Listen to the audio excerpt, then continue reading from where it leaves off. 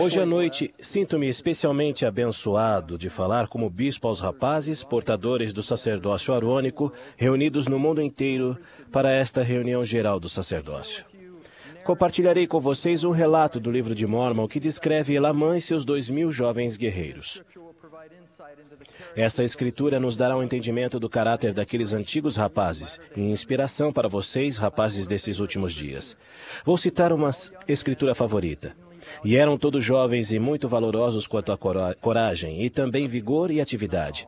Mas eis que isto não era tudo. Eles eram homens fiéis em todas as ocasiões. Coragem, vigor, atividade e verdade. Que características maravilhosas.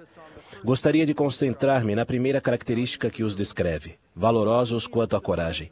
Para mim, isso descreve a convicção daqueles rapazes para corajosamente fazer o que era certo, ou como Alma descreveu, para servir de testemunhas de Deus em todos os momentos e em todos os lugares. Os 2.000 jovens guerreiros tiveram inúmeras ocasiões para demonstrar sua coragem. Cada um de vocês também terá momentos decisivos da vida que exigirão coragem. Um amigo meu, John, contou-me sobre um desses momentos de sua vida. Há alguns anos, John foi aceito em uma renomada universidade japonesa. Ele faria parte do programa estudantil internacional com muitos outros alunos destacados do mundo inteiro. Alguns se matricularam na esperança de aprofundar seu conhecimento da cultura e da língua. Outros viam o programa como um degrau para uma futura profissão e emprego no Japão. Mas todos tinham saído do lar para estudar em um país estrangeiro. Logo após a chegada do John, foi anunciado entre os alunos estrangeiros que uma festa seria realizada no terraço de uma residência particular. Naquela noite, John e 2 amigos foram até o endereço informado. Depois de subir pelo elevador até o topo do prédio, John e seus amigos subiram a estreita escada que levava até o terraço e começaram a se misturar com os outros. À medida que a noite avançou, o ambiente mudou. O barulho, o volume da música e as bebidas aumentaram, assim como o desconforto de John. Então, de repente, alguém começou a organizar os alunos em um grande círculo com a intenção de compartilhar cigarros de maconha. John fez uma careta e rapidamente informou seus 2 amigos que era hora de ir embora. Quase que ridicularizado, um deles replicou: John, é fácil, vamos apenas ficar no círculo e quando chegar nossa vez, vamos apenas passar o cigarro à frente em vez de fumar. Assim não vamos ficar embaraçados diante de todos saindo da festa. Parecia fácil para John, mas não parecia certo. Ele sabia que teria de anunciar sua intenção e agir. Em um instante, John juntou coragem e disse que eles podiam fazer o que quisessem, mas ele iria embora. Um amigo decidiu ficar e unir-se ao círculo. O outro seguiu relutantemente John escada abaixo para pegar o elevador. Para a surpresa deles, quando as portas do elevador se abriram, vários policiais japoneses saíram dele e subiram correndo as escadas até o terraço. John e seu amigo entraram no elevador e partiram.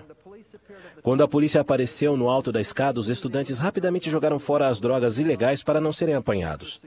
Depois de impedir o acesso às escadas, porém, os policiais fizeram todos formar uma fila no terraço e pediram a cada um que estendesse as mãos. Os policiais percorreram a fila, cheirando cuidadosamente o polegar e o indicador de cada aluno. Todos os que seguraram a maconha, quer a tivessem fumado ou não, foram considerados culpados e houve enormes consequências. Quase sem exceção, os estudantes que permaneceram no terraço foram expulsos de suas respectivas universidades e os que foram condenados por algum crime provavelmente foram deportados do Japão. Os sonhos de uma formação educacional, os anos de preparação e a possibilidade de um futuro emprego no Japão se desfizeram de um momento para outro. Deixe-me contar o que aconteceu com aqueles 3 amigos. O amigo que permaneceu no terraço foi expulso da universidade japonesa para a qual tinha se esforçado muito para ser aceito e foi obrigado a voltar para casa. O amigo que saiu da festa com o John naquela noite terminou os estudos no Japão e conquistou títulos em 2 das principais universidades dos Estados Unidos. Sua carreira o levou de volta à Ásia, onde teve um imenso sucesso profissional. Até hoje, ele se sente grato pela coragem do exemplo de John. Quanto ao John, as consequências em sua vida foram imensuráveis. Seu tempo no Japão o levou a um casamento feliz e, subsequentemente, ao nascimento de 2 filhos. Ele foi um empresário de muito sucesso e recentemente se tornou professor em uma universidade japonesa. Imaginem como a vida teria sido diferente se não tivesse a coragem de sair da festa naquela importante noite no Japão. Rapazes, haverá ocasiões em que vocês, tal como o John, terão de mostrar sua coragem diante de seus amigos.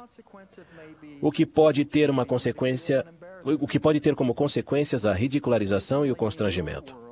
Além disso, em seu mundo, as batalhas contra o adversário também são travadas num silencioso e solitário campo de batalha diante de uma tela de computador. A tecnologia, com seus substanciais benefícios, também traz desafios que não eram enfrentados pelas gerações que precederam vocês. Uma recente pesquisa nos Estados Unidos mostrou que os adolescentes de hoje não apenas são tentados em níveis alarmantes a cada dia nas escolas, mas também no mundo virtual da internet. Foi revelado que os adolescentes que são expostos a imagens de uso de bebidas ou drogas nos sites de rede social têm uma probabilidade de 3 a 4 vezes maior de usá-las. Ao comentar sobre essa pesquisa, um ex-secretário de Estado americano declarou: "A pesquisa deste ano revela um novo tipo de potente pressão dos colegas, a pressão digital. A pressão digital vai além dos amigos e colegas de uma criança com quem ela convive, invade o lar e o quarto da criança via internet. A demonstração da justa coragem com frequência será tão sutil quanto a decisão de clicar ou não clicar em alguma coisa. Os missionários são ensinados em pregar meu evangelho. O que você escolhe pensar e fazer quando está sozinho e acredita que ninguém está observando é uma medida muito importante de sua virtude. Sejam corajosos. Sejam fortes. Permaneçam em lugares santos e não serão movidos. Rapazes, prometo que o Senhor lhes dará a capacidade de fazer isso. Porque Deus não nos deu o espírito de temor, mas de fortaleza. Ele vai recompensá-los por sua coragem e por seu comportamento justo, com felicidade e alegria. Essa coragem será fruto de sua fé em Jesus Cristo e em sua expiação, de suas orações e da obediência aos mandamentos. O presidente N. Eldon Tanner declarou: "Um rapaz no pátio da escola pode exercer uma vigorosa influência para o bem. Um rapaz no time de futebol, ou no campus, ou entre seus colegas de trabalho, por viver o evangelho, honrar seu sacerdócio e defender o certo, faz um bem indescritível. Com frequência, vocês vão sofrer muitas críticas ou ridicularizações, até daqueles que acreditam nas mesmas coisas que vocês, mesmo que eles os respeitem por fazer o certo. Mas lembrem-se de que as pessoas atormentaram, ridicularizaram, cuspiram e por fim crucificaram o próprio Salvador porque ele não fraquejou em sua convicção. Já pararam para pensar no que teria acontecido se ele tivesse fraquejado e dito: de que vale tudo isso? E se tivesse abandonado sua missão? Será que queremos ser desistentes ou queremos ser servos valorosos a despeito de toda a oposição e de todos os males que existem no mundo? Tenhamos a coragem de permanecer firmes e ser contados como leais e dedicados seguidores de Cristo. Convido vocês a se qualificarem como fizeram os 2.000 jovens guerreiros, sendo valorosos quanto à coragem, como dignos portadores do sacerdócio.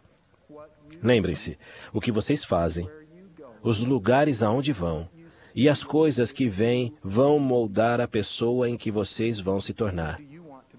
Quem desejam se tornar? Tornem-se um diácono digno, um mestre digno, um sacerdote digno.